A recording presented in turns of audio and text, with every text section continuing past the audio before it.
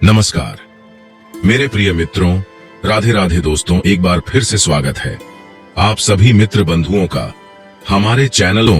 एक बार माता लक्ष्मी क्षीर सागर में भगवान विष्णु के पैर दबा रही थी, तो पैर दबाते दबाते माता लक्ष्मी ने भगवान विष्णु से कहा, हे प्रभु, मेरे मन में 3 प्रश्न उठ रहे हैं।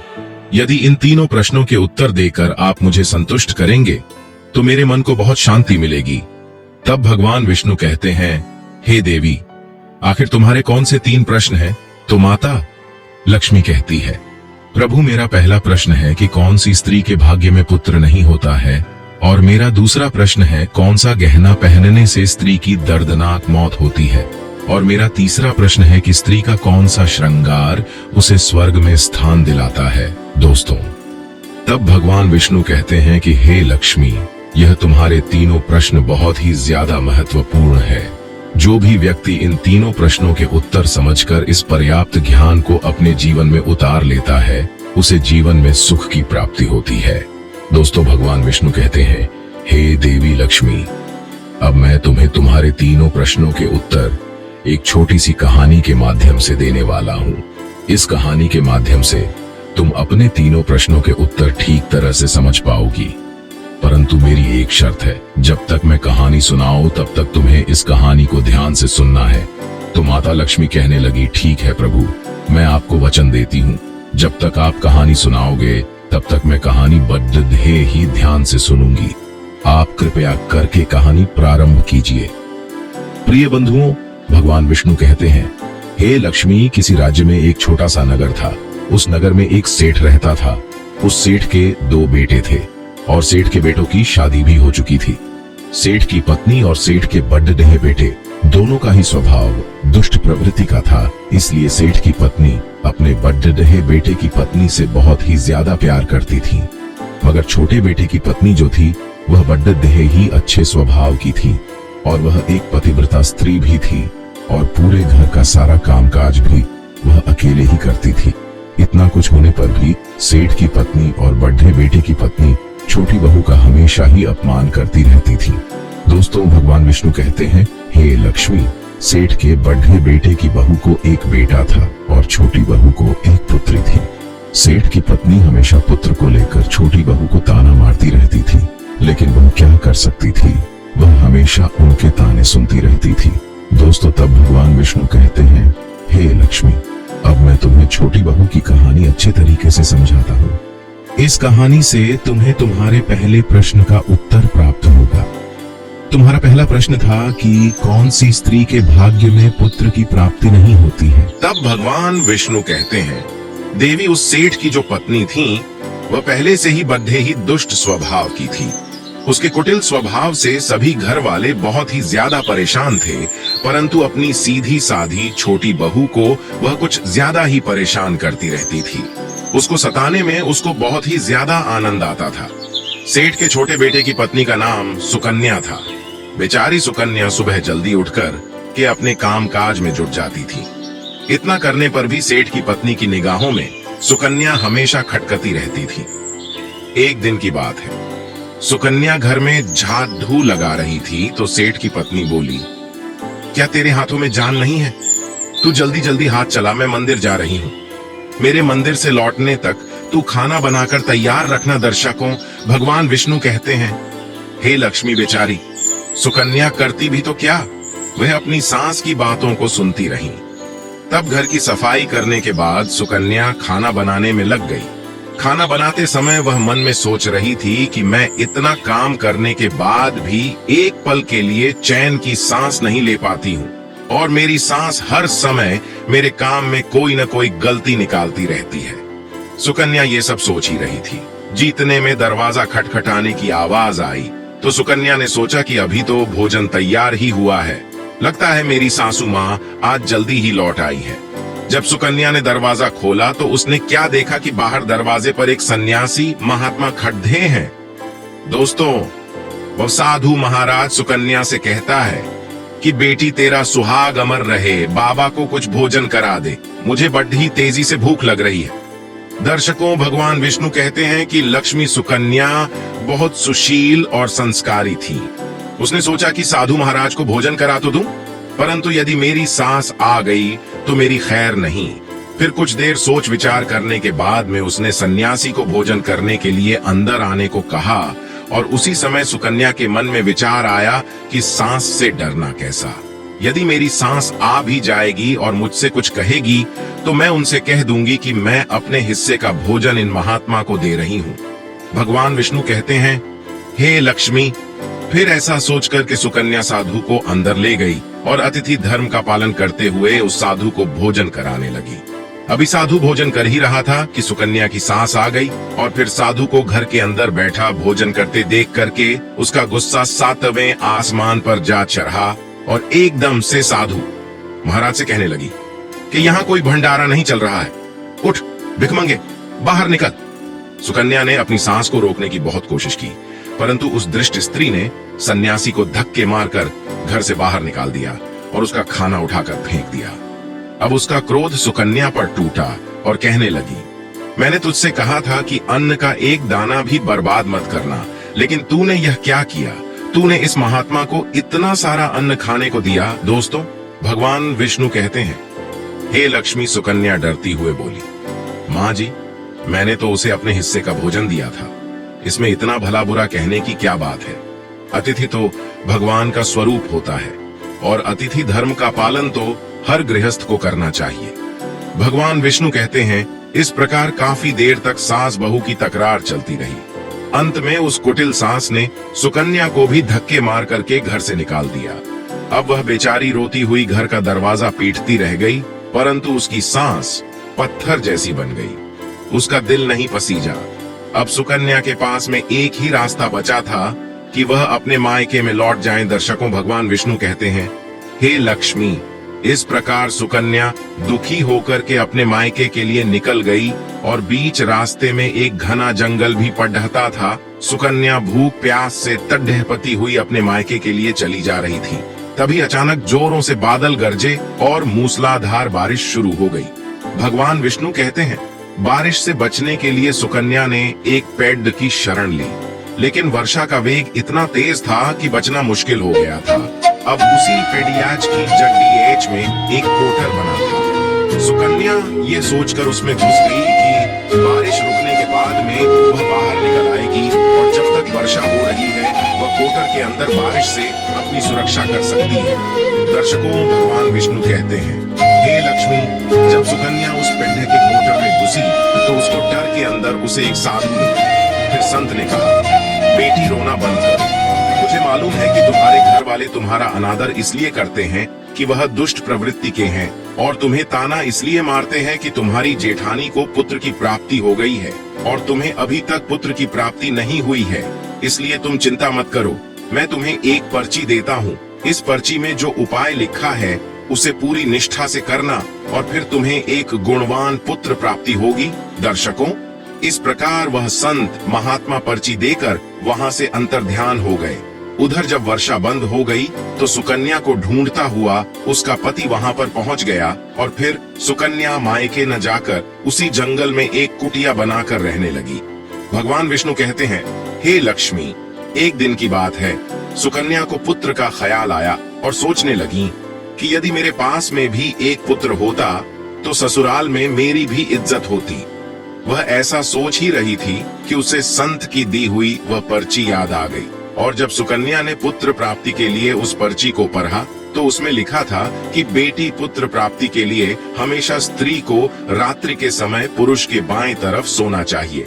ऐसा करने से कुछ समय के बाद में बाएं करवट लेटने से नाक का दायां स्वर और दाहिनी करवट लेटने से नाक का बायां स्वर चालू हो जाता है, और फिर जब भी पुत्र प्राप्ति की इच्छा हो तो उस स्थिति में मिलन से पहले यह निश्चित कर लेना चाहिए कि पुरुष का दायां स्वर चलने लगे और स्त्री का बायां स्वर चलने लगे। उसी समय गर्भ धारण किया जाना चाहिए। ऐसा करने से निश्चित ही पुत्र की प्राप्ति होती है, और इसके विपरीत नाक के स्वर चलने से पुत्री की प्राप्ति होती है। दर्शकों, पर्ची में आगे लिखा था कि मासिक धर्म शुरू होने के प्रथम 4 दिवस में मिलन से पुरुष रोग को प्राप्त होता है। 5वीं रात्रि में मिलन से कन्या की प्राप्ति होती है। 6ठी रात्रि में मिलन से पुत्र होता है। 7वीं रात्रि में मिलन से बंध या पुत्री होती है। 8वीं रात्रि में मिलन से ऐश्वर्यशाली पुत्र होता है। 9वीं रात्रि में मिलन से ऐश्वर्यशाली पुत्री होती है। 10वीं रात्रि में मिलन से अतिश्रेष्ठ पुत्र होता है। 11वीं रात्रि में मिलन से सुंदर अच्छे संस्कार वाली पुत्री होती है। दर्शकों, भगवान विष्णु कहते हैं, हे लक्ष्मी, इस प्रकार उस सुकन्या ने 10वीं रात अपने पति से मिलान किया और गर्भ धारण किया। अब सुबह स्नान आदि क्रिया से निवृत्त होकर के पूजा पाठ करके सुकन्या का पति लगडड्ढी काटने चला गया। उसके पति के जाने के बाद तूफान आ गया। अब सुकन्या की झोपड़ी तूफान में उड़ीच गई और भारी बारिश होने लगी। और फिर सुकन्या बारिश से बचने के लिए एक पेड़ पर एक पता लिखती है। ये पता उसी को टर का था जिसको टर में सुकन्या बारिश से बचने के लिए पहले छुप गई थी। और सुकन्या ने पैड के ऊपर पता इसलिए लिखा था कि जब उसका पति वापस आए तो पैड पर लिखा हुआ पता पर्श करके उसी को टर के पास आ जाए। दर्शकों, भगवान विष्णु कहते हैं, हे लक्ष्मी, उधर सुकन्या उसको टर्म में आकर छुप जाती है, जो कोठर एक पैड की जड्डी में बना हुआ था। उस पैड के पास में 2 राक्षसी का निवास स्थान था। इधर तो वह सुकन्या वर्षा से बचने के लिए उसको टर्म में छुपी हुई थी, और उधर वह दोनों राक्षसी बारिश से परेशान होकर कि उस पैड की तरफ चली आ रही थी। फिर तो पैड के नीचे आकर के एक राक्षसी कहने लगी कि अब तो चला भी नहीं जाता, वरना मन तो कर रहा था कि सोना टापू पर चली जाऊं। तभी दूसरी राक्षसी बोली, इसमें क्या बड़ी बात है, ये पेड़ हमें अभी उड्डहा करके वही पहुंचा देगा जहां पर सोने का टापू है। दर्शकों, ऐसा कहकर के वह दोनों राक्षसी पेड़ की शाखा पर बैठ गई और पेड़ एकदम से उड्डहने लगा। उधर थकी हारी सुकन्या कोटर में छुपी हुई थी। कोटर में घुसते ही सुकन्या को नींद आ गई थी, लेकिन पेड़ के उड्डहने से लगने वाले झटकों से सुकन्या की नींद खुल गई और पेड़ को उड्डता देख करके वह एकदम से घबरा गई। दर्शकों, जब सुकन्या ने क्वार्टर से बाहर देखा तो पेड़ की डाल पर 2 राक्षसी बैठी थी। अंततः सुकन्या ने परिस्थिति के साथ समझौता किया और सोचा कि जो होगा अच्छा ही होगा। फिर कुछ देर की उड्डहान के बाद में वह पेड़ एक सोना टापू पर पहुंच करके उतर गया। उधर दोनों राक्षसी को भूख लग रही थी, इसलिए वह दोनों शिकार की तलाश में निकल गई। भगवान विष्णु कहते हैं, हे लक्ष्मी, उन दोनों राक्षसी के जाने के बाद में सुकन्या कोटर से बाहर निकली और उसने चैन की सांस ली। अब जैसे ही सुकन्या ने सोना टापू पर फैली रेत को देखा तो एकदम से अचंभित में पड़ीच गई कि यह रेत तो चमचमा रही है। और जैसे ही सुकन्या ने रेत को हाथों में उठाया तो एकदम से चिल्लाने लगी, अरे ये तो सोने की रेत है। और फिर सुकन्या ने अपनी साधी की। आंचल में वह जितनी रेत बांध सकती थी उसने बांध ली और पुनः आकर के उसी कोठर में छिप गई। दर्शकों, भगवान विष्णु कहते हैं, इधर तो सुकन्या का उसको टर्म में वापस जाना हुआ। उधर दोनों राक्षसी पेट पर वापस आ गई और वह आपस में कहने लगी, आज तो भरपेट खाना खा करके पूरी तृप्ति हो गई, अब चलो वापस लौट चलते हैं हम जहां से आए थे। और फिर इस प्रकार थोड़ी देर में वह पेड़ उड़ करके उसी स्थान पर पहुंच गया जहां से वह पेड़ उड़ करते गया था। भगवान विष्णु कहते हैं, लक्ष्मी व सुकन्या तब तक उसी क्वार्टर में छुपी रही जब तक किसी कार्यवश वह राक्षसी उस पेड्डी से चली नहीं गई। और जैसे ही वह दोनों उस पेड्डी से चली गई, वैसे ही सुकन्या सोने की रेत लेकर के उसको टर से बाहर आ गई और मन में सोचने लगी कि इतना सारा सोना देख करके मेरी सासू माँ खुश हो जाएगी और अब मैं अपने ससुराल वापस जाऊंगी और अपनी सासू माँ को इतना सारा सोना दूंगी। फिर वह मुझसे कभी भी नफरत नहीं करेगी और मुझसे प्यार करने लगेगी। भगवान विष्णु कहते हैं, हे लक्ष्मी, इधर तो सुकन्या ऐसा सोच रही थी। तब तक सुकन्या का पति सुकन्या को ढूंढता हुआ उसी क्वार्टर की तरफ आ जाता है और सुकन्या अपने पति को सारी बात बताती है और अपने पति के साथ वापस अपने ससुराल पहुंच करके अपनी सासू माँ से कहती है, देखो सासू माँ, मैं आपके लिए क्या लाई हूँ। और ऐसा कह करके वह सारा सोना अपनी सास को देती है और उसे सोना कैसे प्राप्त हुआ वह सारी घटना भी अपनी सास को बता देती है। भगवान विष्णु कहते हैं, सोना लेने के बाद में सुकन्या की सास एकदम से क्रोधित होकर के बोली, तू बहुत कम सोना लेकर के आई, तुझे वहां पर जितना भी सोना था सारा सोना लेकर आना चाहिए था। फिर अपनी सास की बात सुन करके वह सुकन्या कहने लगी, माँ जी, हमारी 3-4 पीढ़ियों के लिए इतना सोना काफी है। तो सास कहने लगी, अरे मूर्ख, सोना भी काफी होता है क्या? जितना हो उतना ही कम है। अब देख, मैं जाऊंगी और कितना सोना लेकर आती हूँ। भगवान विष्णु कहते हैं, हे लक्ष्मी। सुकन्या ने अपनी सास को बहुत समझाया, परंतु उस लालची दुष्ट स्त्री के समझ में एक भी बात नहीं आई। उसने सुकन्या की एक भी बात नहीं सुनी और जा करके उसी पेड़ के कोटर में बैठ गई। उधर वह दोनों राक्षसी जैसे ही पेड़ पर आई तो एकदम से वह पेड़ उड़ने लगा। इधर तो पेड़ उड़ता हुआ जा रहा था, उधर वह सुकन्या की सास मन ही मन में बहुत खुश हो रही थी कि आज मैं बहुत सारा सोना एक साथ बटोर के लाऊंगी। भगवान विष्णु कहते हैं, इधर तो सुकन्या की सास अपने मन में खुशियां मना रही थी। उसी समय एक राक्षसी कहने लगी, चलो आज स्वर्ण द्वीप पर न चल करके मत्स्य द्वीप पर चलते हैं। आज मछलियां खाने का बहुत मन कर रहा है। और फिर जैसे ही राक्षसियों ने मछली खाने का मन बनाया, वैसे ही वह पेड़ मत्स्य द्वीप की तरफ उड़ चला। भगवान विष्णु कहते हैं, हे लक्ष्मी। इस प्रकार राक्षसियों की बात सुनकर के कोटर में बैठी वह लालची स्त्री स्वयं पर संयम नहीं रख सकी और एकदम से बोल पड़ी, अरे तुम सोना टापू क्यों नहीं जा रही हो? मत्स्य मत जाओ, ऊपर चलो।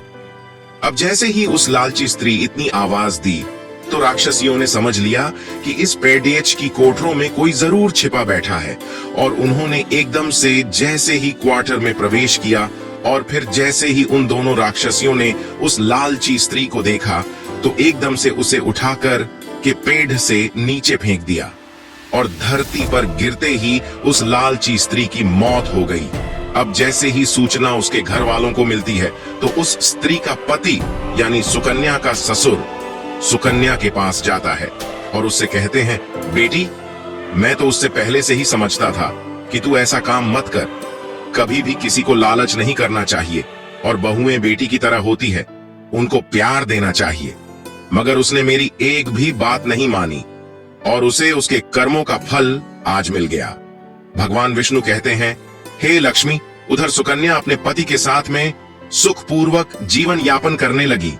फिर कुछ समय गुजरने के बाद में सुकन्या को एक गुणवान पुत्र की प्राप्ति हुई और पुत्र की प्राप्ति के बाद सुकन्या की खुशी का ठिकाना नहीं रहा और वह भगवान का शुक्रिया करने लगी। उधर सेठ के बड़े बेटे की बहू जो हमेशा सुकन्या को पुत्र को लेकर ताने मारती रहती थी, जब सुकन्या को पुत्र की प्राप्ति हो गई और उसे धन भी प्राप्त हो गया, उधर सेठ के बड़े बेटे और बहू के दिन गरीबी में गुजरने लगे तो सेठ की बड़ी बहू जाकर के सुकन्या के आगे हाथ जोड़ करके अपनी गलती के लिए माफी मांगने लगती है। सुकन्या एक बहुत ही दयावान स्त्री थी और बहुत ही मधुर संबंध वाली स्त्री थी, इसलिए वह अपनी जेठानी को माफ कर देती है और वह जो भी सोना लेकर आई थी उसमें से कुछ सोना वह अपनी जेठानी को भी दे देती है। इस प्रकार वह पूरा परिवार अच्छे से जीवन यापन करने लगता है। भगवान विष्णु कहते हैं, लक्ष्मी। इस प्रकार जब समय धीरे धीरे सुखपूर्वक व्यतीत होने लगा तो सेठ की बड़ी बहू का जो पुत्र था वह अवगुणी था, इसलिए उसने सारा धन अवगुणों में बर्बाद कर दिया और सुकन्या को जो पुत्र हुआ था वह बहुत ही गुणवान था। वह अपने जीवन में इतना आगे बढ़ा कि उसने अपने माँ बाप का नाम रोशन कर दिया और फिर जब सुकन्या और उसकी जेठानी का जीवन समाप्त हुआ तो सुकन्या को स्वर्ग की प्राप्ति हुई और उसकी जेठानी को नरक में स्थान मिला। भगवान विष्णु कहते हैं, लक्ष्मी, तुम्हारा पहला प्रश्न था कि कौन सी स्त्री के भाग्य में पुत्र नहीं होता, तो समझ लो संत के द्वारा दिए गए पर्चे के विपरीत जो कार्य करते हैं उनके भाग्य में पुत्र योग नहीं होता।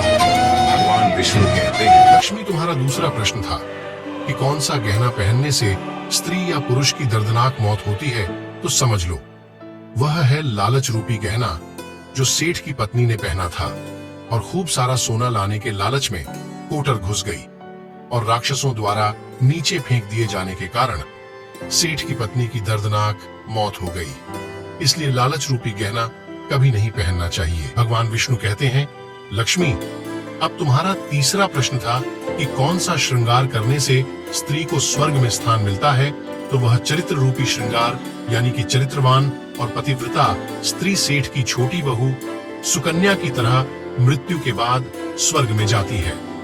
इसलिए हर विवाहित स्त्री को पतिव्रता और चरित्रवान होना चाहिए। दोस्तों, आपको यह कहानी कैसी लगी? कृपया हमें कमेंट में जरूर बताएं।